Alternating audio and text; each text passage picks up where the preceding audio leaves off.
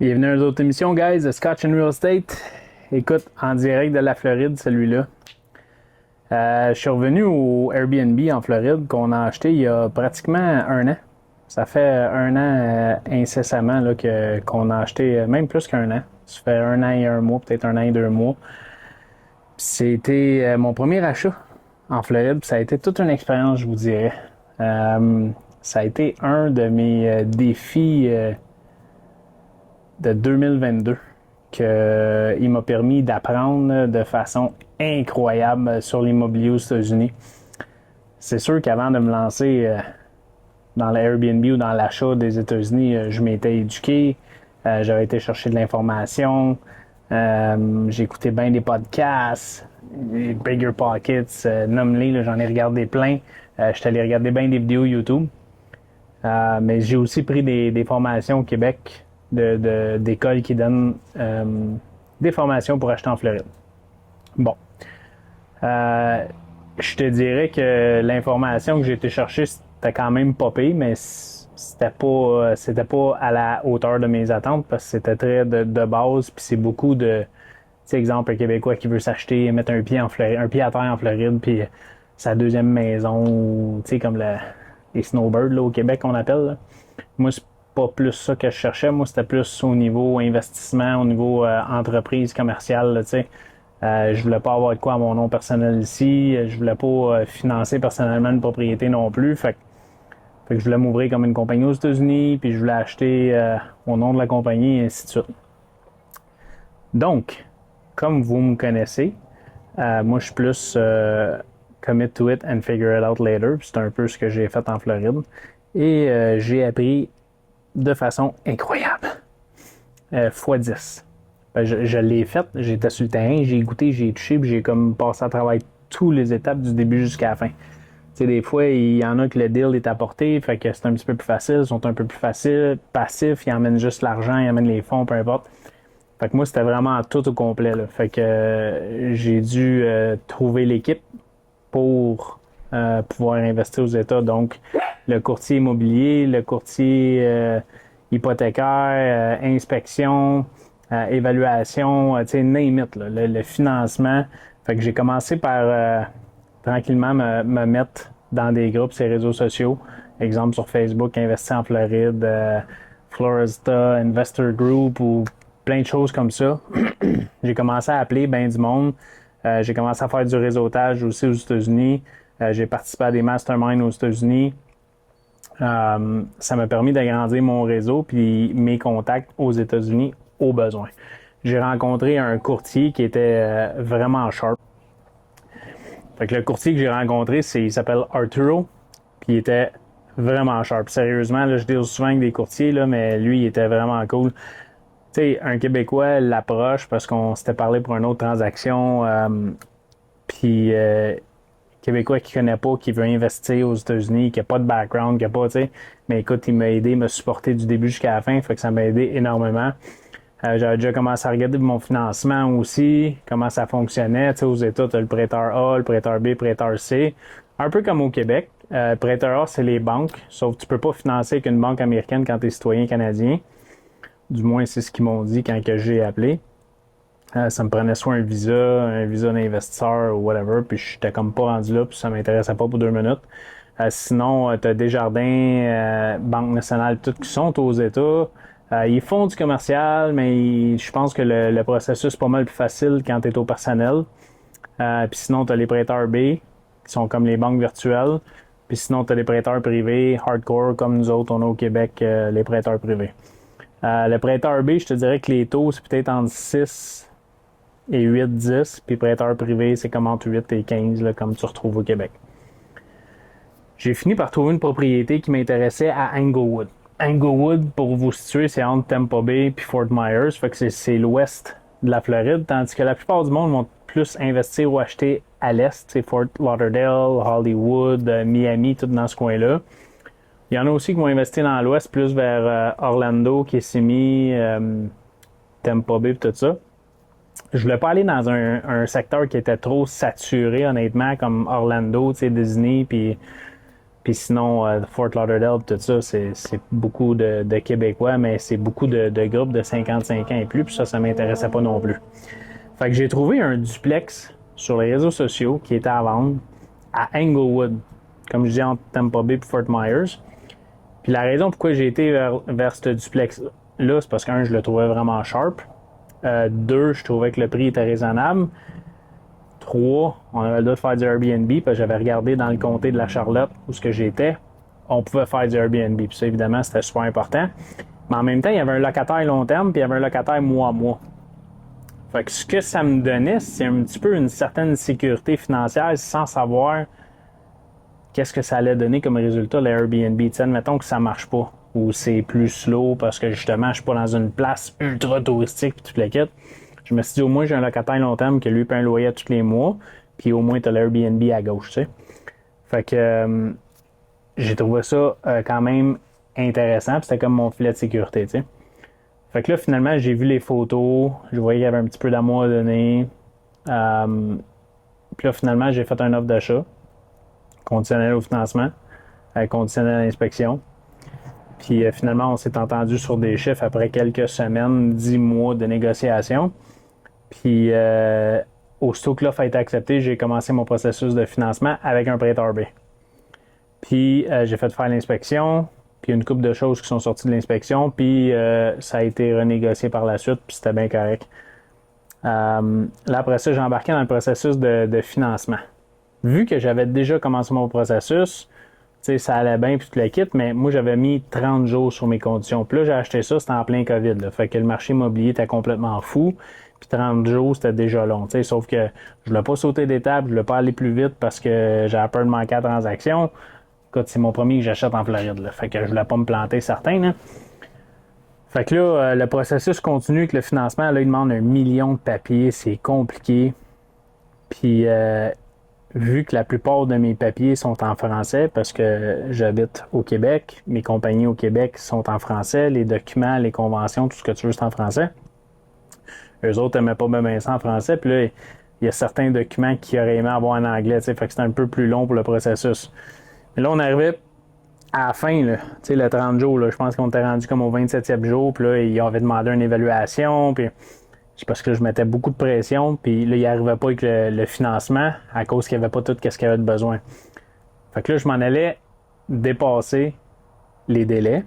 Puis aux États-Unis, quand tu fais une promesse d'achat puis qui est acceptée, il faut que tu donnes un dépôt de 5%, qui est non remboursable si tu ne respectes pas, toi, tes délais ou tes conditions.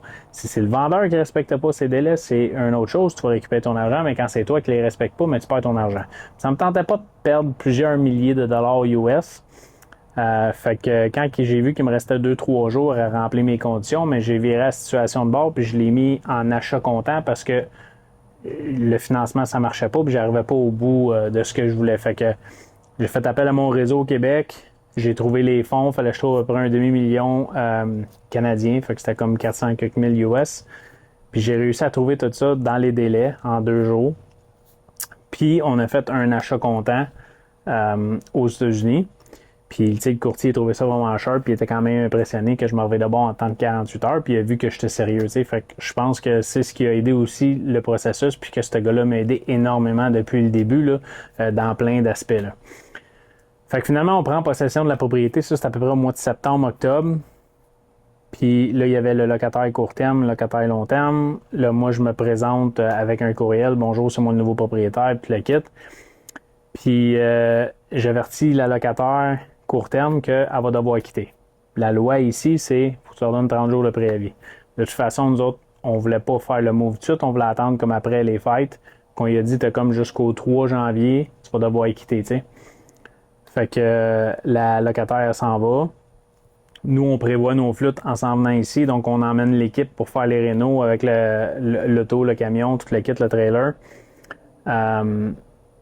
Puis moi, je descendais en avion, puis je venais pas en même temps. Puis l'équipe s'en allait en voyage, en vacances après, tout le kit. Fait que c'est pour ça que moi, je descendais en avion. Puis on avait prévu le coup qu'on arrivait ici, sachant qu'on aurait un peu de ménage à faire, qu'on puisse tout de suite monter des lits, puis dormir sur place le jour 1, tu sais. Fait que dans le camion, il y avait déjà 2 lits, 2 matelas, tu sais, tout le kit. Tout ça pour se rendre compte que moi, je débarque de l'avion, mon partner m'appelle parce que lui s'en vient me chercher avec l'avion. Il dit, Dino, il dit, on pourra jamais coucher là, oublie ça. Je dis, pourquoi pas? Il dit, un, il n'y a pas d'électricité. Puis il dit, deux, c'est dégueulasse. C'est sale, c'est insalubre, ça n'a aucun bon sens. On pourra jamais coucher là. Fait que je fais comme OK. Fait que là, j'arrive sur place pour constater effectivement qu'est-ce qu'il disait. Mais là, pas d'hydro. Moi, j'ai jamais payé ça, hydro. Tu sais, comment ça marche, puis la quitte. Là, appelle mon courtier à 10h le soir. Puis il me répond, puis il dit OK, tu t'en vas sur le site, tu trouves nouveau client, blablabla. Fait que j'ai tout fait ça en ligne. Il a fallu que je paye sa facture de l'ancienne locataire qui était 450$ US. Que j'ai fait ça en ligne. On a eu l'électricité comme une couple d'heures après. Là, il est 10h30 le soir, il faut se trouver un Airbnb. Là. Parce qu'on peut pas coucher ici. Fait qu'on trouve un Airbnb finalement. On le prend pour une couple de jours. Puis là, on en revient le lendemain matin pour constater comme effectivement, c'est dégueulasse. Ça n'a aucun bon sens. Ça fait plusieurs semaines qu'ils sont déjà partis. Il restait de la bouffe dans le frigidaire. Tu sais, quand tu achètes une propriété aux États-Unis, ça vient avec tous les électroménagers. Les électros étaient dégueulasses. Écoute, ça n'avait aucun Christi de bon sens. Fait que là, notre plan de venir faire des petites retouches, puis une petite peinture, puis un genre de maquillage là, pour mettre ça sur Airbnb, puis tout meubler, puis après ça, on repartait. Là, on restait ici comme une semaine ou deux, genre. Finalement, on est resté 41 jours. Parce qu'il a fallu faire un flip complet de la propriété. Fait que là, on s'est reviré sur un dizaine. Puis là, effectivement, là, on a commencé à prendre les mesures de cuisine. On a commandé des électros. Là, on a tout acheté neuf. Tous les électros étaient flambant neufs. On a tout refait la cuisine au complet. On a refait les 2 salles de bain, 2 douches complètes. On a repeinturé les 2 chambres. Tout a été refait de A à Z. On a tout meublé à 100%. Un genre de flip qu'au Québec nous aurait pris 3 mois, là, ça nous a pris 41 jours ici. On a gaulé là, comme ça, aucun bon sens. Là, je parle de ça, les 41 jours, là tu as tout qui se passe pendant 41 jours. Là, tu fais les rénovations complètes. Là, tu es dans un autre pays. Fait que les matériaux, OK, oui, on avait un Home Depot aussi, mais on est habitué dans nos affaires au Québec. T'sais, au Québec, on a le Canac, on a le BMR, on a Home Depot, Rona, peu importe. Ici, on avait le Home Depot. Il y a sûrement d'autres choses qu'on connaissait pas, mais même pour commander les meubles. Au Québec, on a Bro-Martineau, on a de Bouclair, on a Ikea, on a plein d'affaires de même ici. Ici, on ne savait pas trop. Fait que là, on cherchait, puis en tout cas, on a commandé plein d'affaires, mais on avait peur que ça arrive pas à temps, tu sais. Là, nous autres, au Québec, on a nos licences, on fait nos propres rénovations, puis la kit. Là, ici, on se dit, bon, on fait nos rénovations intérieures. Je suis allé voir sur le site Internet de la ville, puis on n'avait pas besoin de permis parce qu'on changeait pas vraiment l'extérieur de la propriété, puis on mettait pas des nouvelles fenêtres, tout le kit. Fait que c'était juste des rénovations mineures qu'on faisait, malgré que c'était un flip complet, là, mais on n'avait pas besoin de permis, ce qu'on avait vu. Fait que là, on va pas chercher le permis, on fait ce qu'on a à faire. Là, mon partner, lui, a une compagnie de toiture au Québec. Tant qu'à être, la toiture était maganée. Tant qu'à être ici, on va refaire la toiture. Fait qu'on a commandé des choses, on a fait une toiture. On a installé une clôture en arrière parce que vu que c'est un duplex, puis on a un locataire long terme, ici c'est un Airbnb, on voulait que dans le milieu, il y ait une séparation, une clôture, puis on voulait en arrière parce que il y a comme une ruelle avec une rue passante, puis il y a comme un magasin, puis qu'on voulait donner comme une certaine intimité, tu sais. Fait qu'on a mis une clôture aussi. Tout ça pour se rendre compte que quand on a fait la toiture, la ville est venue. Puis ils ont pris une belle photo. Fait que j'ai été à la ville parce que moi je prenais l'avion dans comme 3 jours, là, 2 jours, whatever. Fait que je voulais savoir qu'est-ce qui se passait. Puis finalement, ça prenait un permis pour faire la toiture puis la clôture qu'on n'avait pas été chercher. Fait que moi j'arrive à la ville, puis là je checkais, j'ai mon permis, puis le kit, je commence avec la femme, oui c'est beau, on va te faire ça, blablabla, on commence ce processus, là, va chercher un papier là, au bord de la rue, blablabla, va chercher un papier, elle revient, pogne une nouvelle madame, tout ça pour nous faire dire, puis là je vous raconte ça très cool, là, mais tout ça pour nous faire dire qu'on n'a pas le droit de faire nos réparations nous autres-mêmes parce que la propriété est au nom d'une compagnie, et pas un nom personnel. Nom personnel, j'aurais pu faire tout ce que je voulais sans problème, mais vu que c'est au nom d'une compagnie, il faut que j'embauche un contracteur. Ben, c'est parce que nous autres, on avait déjà tout fait, la toiture, tout. Fait que là, j'ai dit, oublie ça, là. T'sais, sinon, il fallait que j'embauche un contracteur, que lui embauche un ingénieur bâtiment pour qu'il vienne checker la toiture, puis qu'après ça, qu'il dise OK au contracteur, le contracteur va chercher le permis, puis c'était l'enfer, puis le bout de la main, moi, je prenais l'avion dans 3 jours. Oublie ça, ça n'a aucun bon sens, puis t'inquiète. Fait que, tout ça en passant, j'ai toujours pas financé, là. Hein, j'ai payé cash la propriété, là, on est rendu au mois de, genre, février. Puis là, mes prêteurs commencent à dire, écoute, le gros, C'est un projet de 3 mois, 6 mois. Oui, c'est bon, là, entame le processus de refinancement. Là, toujours en train d'essayer de refinancer avec un courtier qu'on avait été référé. Même chose, les papiers en français, trop compliqués. Il faut faire traduire par une pigiste les documents légaux en français, en anglais. Fait que là, encore des délais supplémentaires, des coûts supplémentaires. Fait faire tous les documents. Là, eux autres trouvent ça compliqué, les documents, puis là, ils aiment pas ça, puis vu qu'on est Québécois, Canadiens, ils considèrent pas les revenus locatifs, puis là, ils regardent notre crédit personnel, puis là, je suis comme, aïe, ça marche pas, là, j'ai un locataire longtemps, puis là, finalement, elle parle avec Desjardins, je me rends compte que Desjardins font du commercial, puis ils comprennent un peu le principe, puis ils vont le faire pareil. Puis notre objectif ultime, c'est sûr, j'aurais été le fun d'avoir 80% de ratio par valeur, mais on savait très bien qu'on n'était pas pour l'avoir, étant investisseur étranger.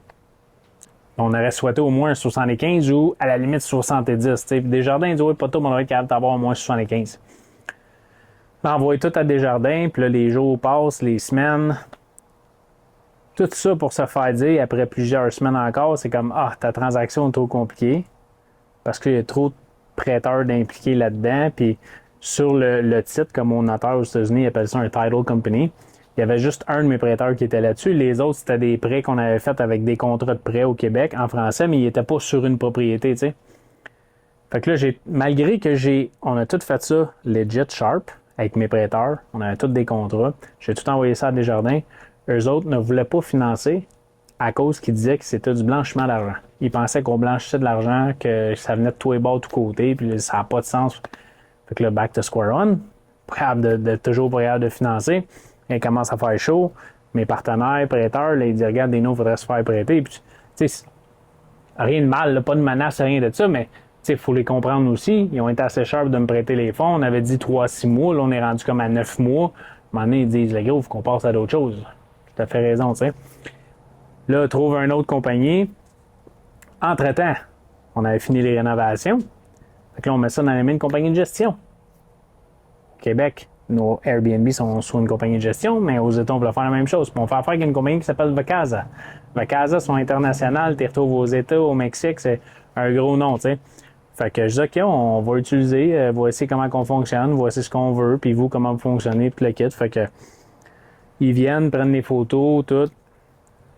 C'était correct, tu sais, c'est pas ce que je suis habitué au Québec, mais c'était correct comme expérience. Fait que là, je rentre dans mon portail client, puis tout. Là, ils mettent ça sur le marché, puis écoute, on arrive en plein dans le temps de la semaine de relâche. Fait que, tu sais, c'est sûr que c'est hot, c'est loué à côté. Mois de mars, c'est loué au complet. Je pense que j'étais loué 27 jours sur 31. J'étais super content. Mois d'après, un petit peu plus tranquille. Je m'en attendais un peu, parce qu'au Québec aussi, c'était quand même un peu plus tranquille. Fait que, tu sais, mais plus ça va, plus c'est tranquille. J'ai envoyé un courriel. J'ai dit, guys, il se passe-tu quelque chose, tu sais? Y a-t-il quelque chose que je devrais faire pour améliorer, pour, tu sais, j'ai-tu des mauvais commentaires, tu sais? C'est l'autre chose que j'aimais pas avec Vacasa, c'est que contrairement au Québec, qui qu'on gère présentement, c'était pas mon nom qui était comme haute sur Airbnb, c'était comme Vacasa, tu sais. Puis eux autres poussent beaucoup leur plateforme, leur portail de location au lieu d'Airbnb VRBO, malgré qu'ils poussent quand même sur les autres sites. Non, c'est tranquille, tu sais. Ouais, OK, mais tu sais, là, paye une pub payante sur les réseaux sociaux pour mousser un peu les ventes. Toujours pas de résultat. Là, je fais comme, ça n'a pas de sens. Là, j'ai challenge encore. Je dis là, guys, qu'est-ce qui se passe? Les photos sont pas belles. Change les photos. Toujours pas de location comme je voulais. Puis là, un moment donné, je vais aller checker pour mon annonce en tant que client, qu'est-ce que je vois. Pour me rendre compte que je trouve pas ma propriété sur Airbnb ni sur VRBO. Écoute, je capotais. Là, je les appelle, j'étais vraiment pas content. Tout ça pour finalement les congédier comme compagnie de gestion parce qu'ils étaient vraiment mauvais. Entre-temps, tout le long que j'étais avec eux autres, j'ai changé comme 3 fois de directeur de secteur. Là. Fait avec Vacasa, c'était terminé. J'ai décidé de les congédier. Puis là, ça allait pas bien sur le côté d'Airbnb. Puis là, en plus, comme je disais tantôt, mes prêteurs ont hâte de se faire payer.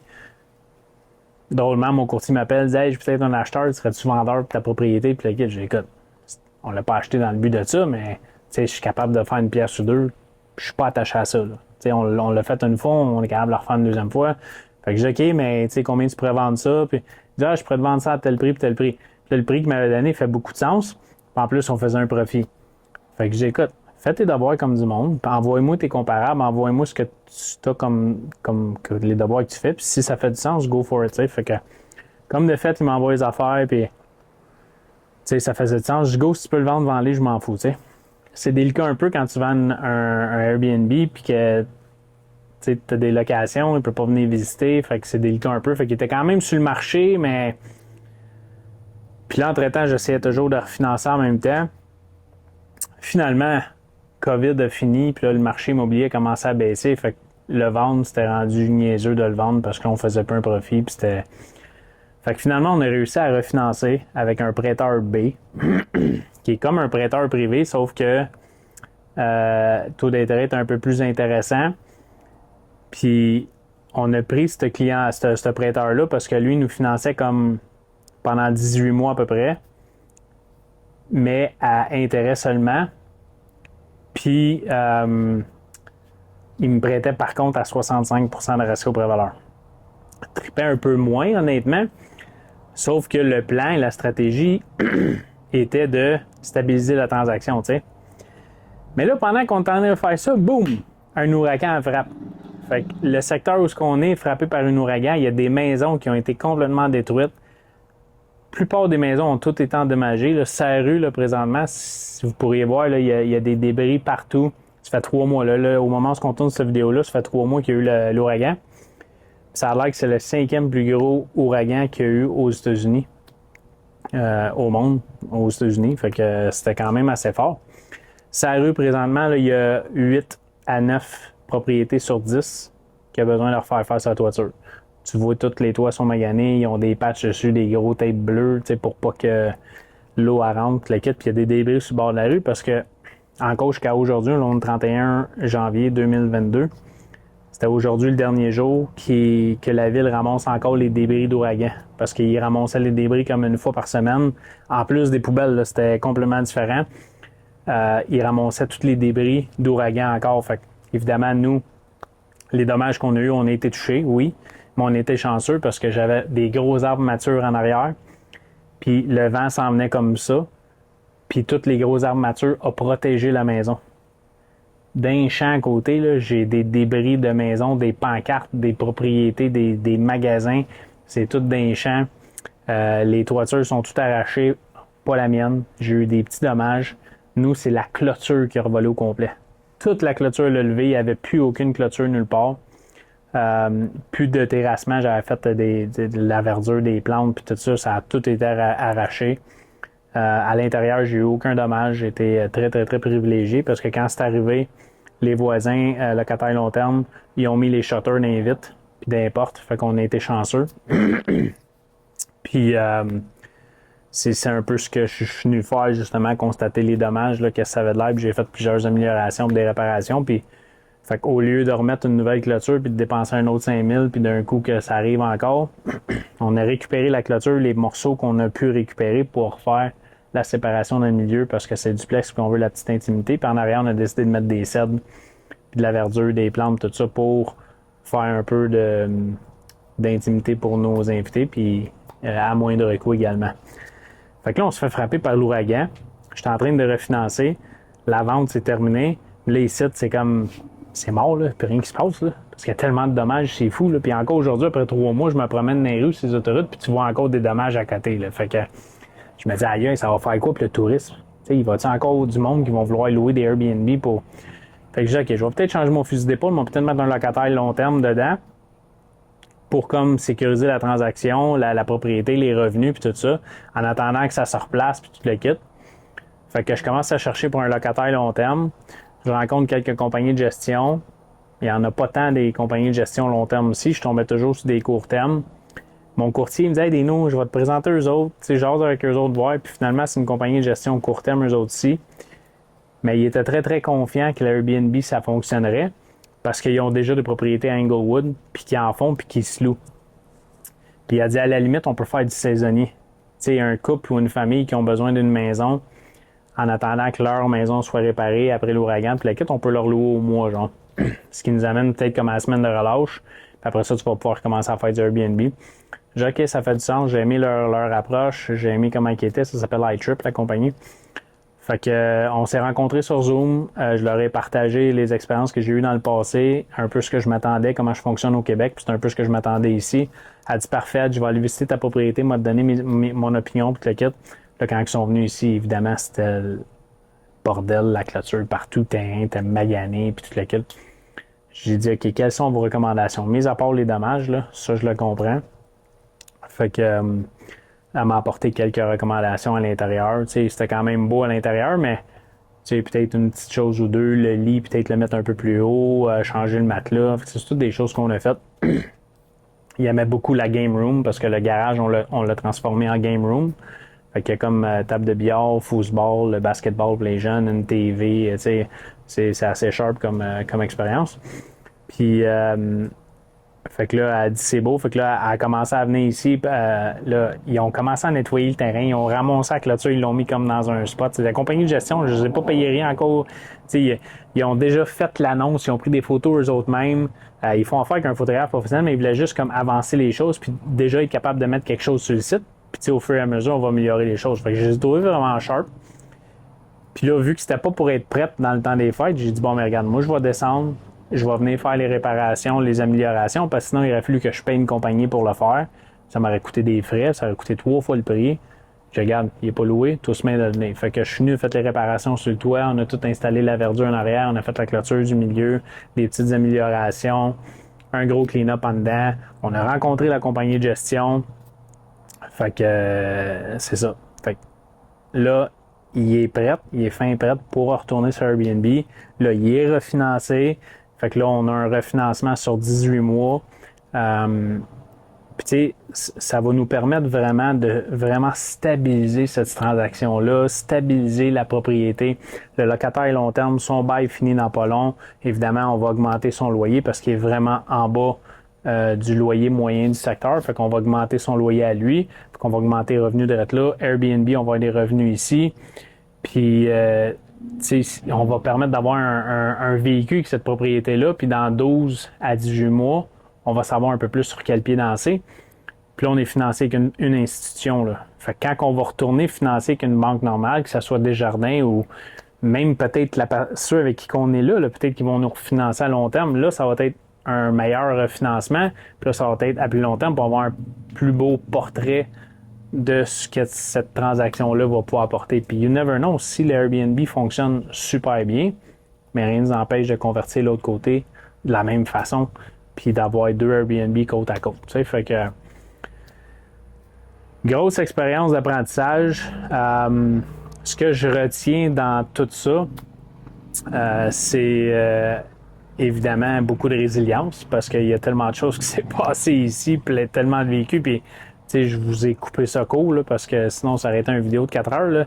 Mais chose certaine, si ça s'est recommencé, oui, je le recommencerai.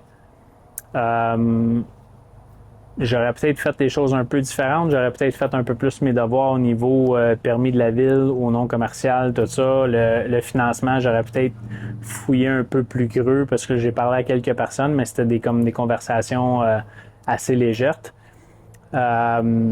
Mais sinon, je vous dirais go for it, allez-y. Là, je veux dire, il y a toujours des solutions. Il y a un plan A, plan B, plan C tout le temps dans chaque transaction. Fait qu'il n'y a pas de stress. Puis honnêtement, avec la brique, c'est rare que tu te trompes. Tu peux te tromper, mais c'est assez rare.